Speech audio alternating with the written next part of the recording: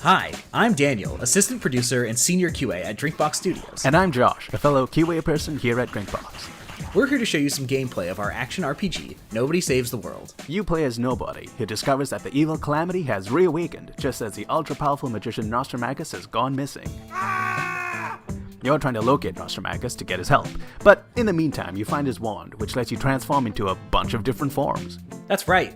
As your forms level up, they unlock new abilities and even more forms, which you can see here. They level up by completing quests, which are these little challenges tailor-made for each form that you do as you go through the game's many dungeons. And let's fast forward a little and take a look at one of those dungeons right now.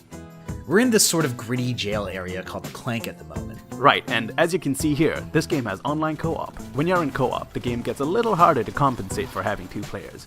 Daniel is using the rat form, and I'm using the horse. Together we make a pretty mediocre petting zoo.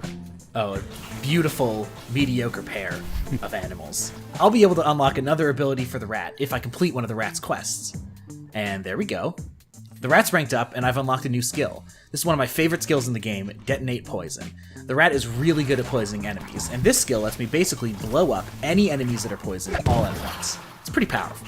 So one of the major concepts of Nobody Saves the World is that once you unlock customization, forms can equip abilities from all other forms.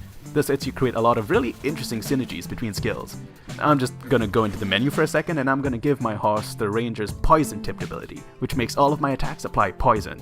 The horse's gallop ability lets it run around super fast and damage enemies it hits, so I'll be able to poison them really quickly, and then you can detonate even more enemies.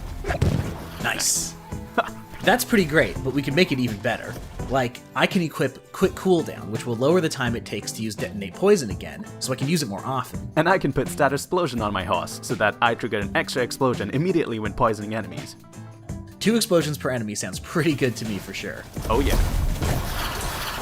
So this was just a couple of examples of how we could quickly synergize both our builds to play off each other, but there's so much more to discover in the final game. Totally, and by playing in co-op, you basically double your opportunities of making wild combos happen. Thanks for your time, everyone. We hope you check out Nobody Saves the World when it comes out in early 2022.